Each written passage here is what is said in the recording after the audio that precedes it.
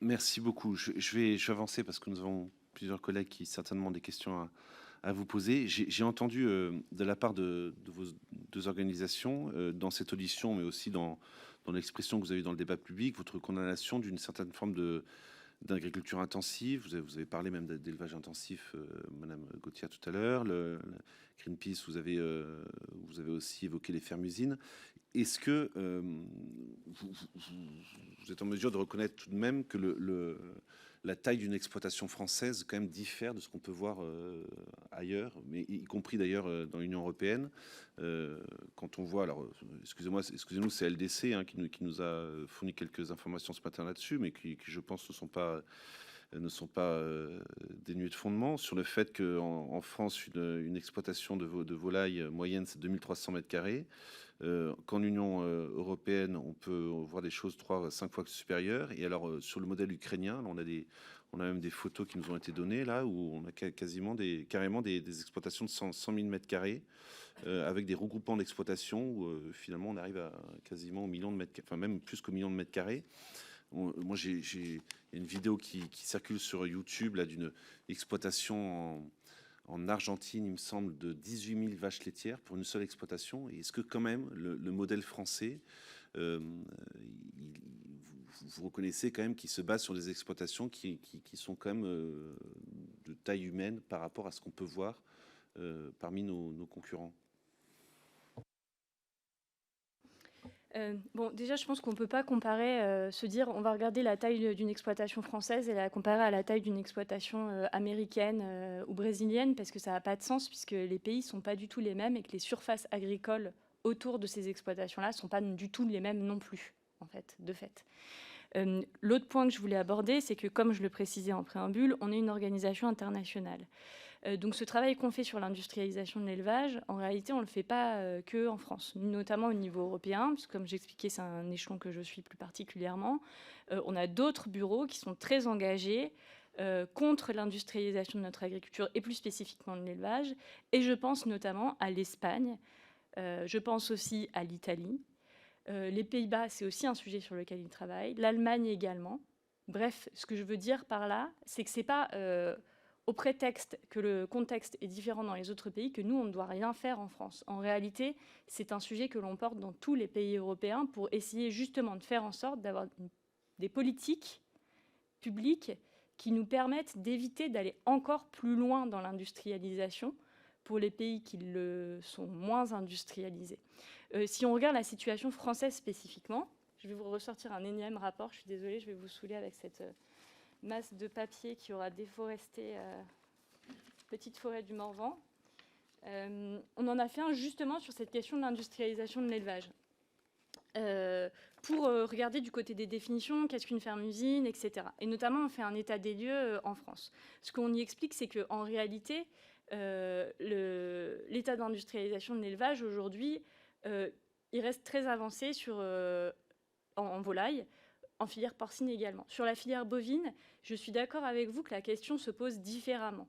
Pour moi, on est vraiment à un croisement, à un moment clé et à un moment charnière. Et d'ailleurs, si on regarde les chiffres, on avait fait ce travail-là. Alors au moment du rapport, donc c'était en 2020, je ne l'ai pas refait là très récemment, mais je pourrais le refaire si ça vous intéresse. On voit qu'en fait, les fermes bovines françaises, je parle vraiment de bovins, de vaches laitières, elles sont en train de suivre la trajectoire des exploitations laitières des Pays-Bas. Est-ce que c'est vers ça qu'on veut aller demain, sachant que, rappelons la situation aujourd'hui des Pays-Bas, on est dans le cas d'un pays qui n'a plus la surface pour étendre le fumier et le lisier qui est produit par ses propres élevages.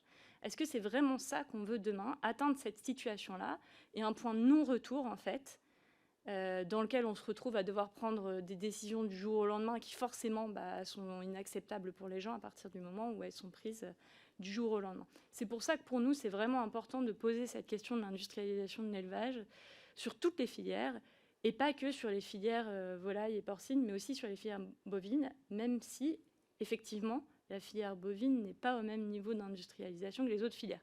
Du coup, désolée, mais ça m'amène à la discussion précédente, parce que en fait, on le voit aussi pour moi dans votre travail chez L214. Moi, une des questions que je me posais, c'est, vous disiez, toutes les filières bovines, quand on les a rencontrées, nous ont dit le rôle de L214, etc. Mais en fait, dans les faits, je pense qu'il y a énormément de vidéos que vous sortez dans les exploitations qui concernent les filières volailles et les filières porcines, avant de concerner d'ailleurs les filières bovines. Donc là, je pense qu'il y a un vrai décalage entre le ressenti qui vous a été parvenu et c'est le travail qui est effectivement fait par, sauf erreur de ma part, mais par L214. Les éleveurs porcins et de volailles disent la même chose. Hein. Enfin, c'est pas... Et moi, je parlais d'éleveurs chez moi en Centre-Alsace. Hein.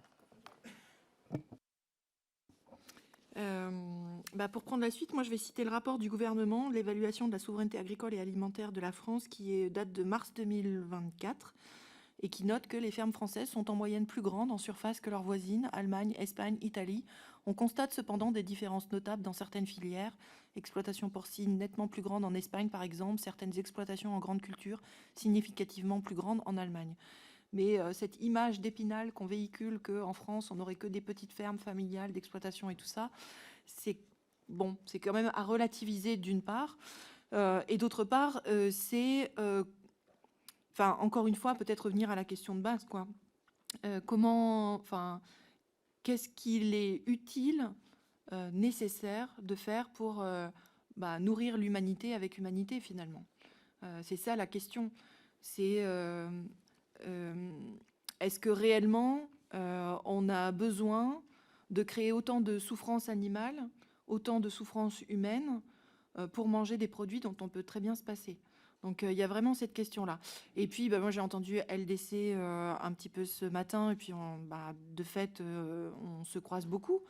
LDC veut agrandir. Voilà, LDC il a acheté des usines en Pologne. LDC, je veux dire, il tape sur l'Ukraine, mais juste il a très envie d'avoir un modèle équivalent finalement. Enfin, c'est quoi l'objectif de se dire oh là là, mais nous on n'est pas à ce stade. Enfin, ça fait pas de nous des êtres merveilleux pour autant. Enfin, autant regarder ce que nous on fait, ce que ça implique pour les animaux, ce que ça implique pour la santé, ce que ça implique pour l'environnement. Aujourd'hui, la Bretagne, elle est saturée d'ammoniac, d'algues vertes, etc., etc. Enfin, on le voit bien, notre modèle agricole, il perdure. Et comme vous l'avez dit, on n'a pas assez de fruits et légumes. Donc, plutôt qu'agrandir des fermes et d'entasser encore plus d'animaux, voilà. Enfin, faisons pousser autre chose.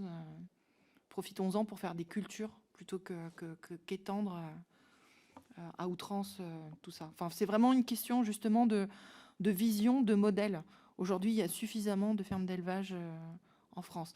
Aussi, peut-être revenir sur l'exemple des poules pondeuses. Quand L214 s'est créé, on s'est d'abord intéressé à la filière poules pondeuses et notamment à l'élevage en cage. On a d'abord informé les consommateurs, on s'est appuyé sur l'étiquetage qui est obligatoire sur les boîtes d'œufs, de mentionner si c'est de l'élevage biologique, plein air, au sol ou en cage. Et un certain nombre de consommateurs ont changé leurs habitudes d'achat, mais finalement assez peu. Là où ça a commencé à vraiment changer, c'est quand on a réussi à convaincre un certain nombre d'entreprises.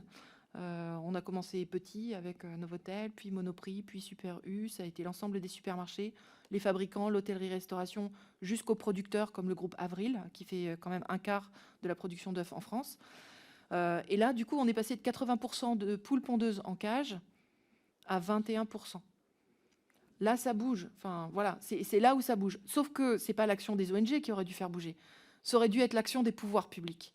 Or, les pouvoirs publics, quand ils ont eu l'opportunité en 2018, notamment lors de la première séquence Egalim, de voter l'interdiction des cages pour les poules pondeuses, ça n'a pas été fait. Ça n'est toujours pas fait. Le règlement européen, il est coincé, mais j'ai vu que dans la mission d'information que vous avez faite sur la souveraineté alimentaire, vous soulignez que c'est quelque chose à faire. Effectivement, c'est quelque chose à faire. Poser des limites à ce qu'on fait endurer aux animaux. Avec Monsieur Arenas. Oui, enfin, j'ai lu avec attention votre rapport qui était fort intéressant. On en a repris des morceaux dans... Voilà, morceaux choisis. Donc, effectivement, il y a vraiment un... Il y a vraiment quelque chose à faire qui est vraiment très important sur ce pan-là. Et de fait, les structures d'élevage de poules pondeuses en France, réduisent en nombre de poules pondeuses sur le même élevage. Et la filière poule-œuf, je ne sais pas si vous l'avez reçue, mais elle n'est absolument pas en péril en France, au contraire. C'est pas ce qu'on nous a dit ce matin. Merci En fait, on beaucoup. aurait dû faire Oui.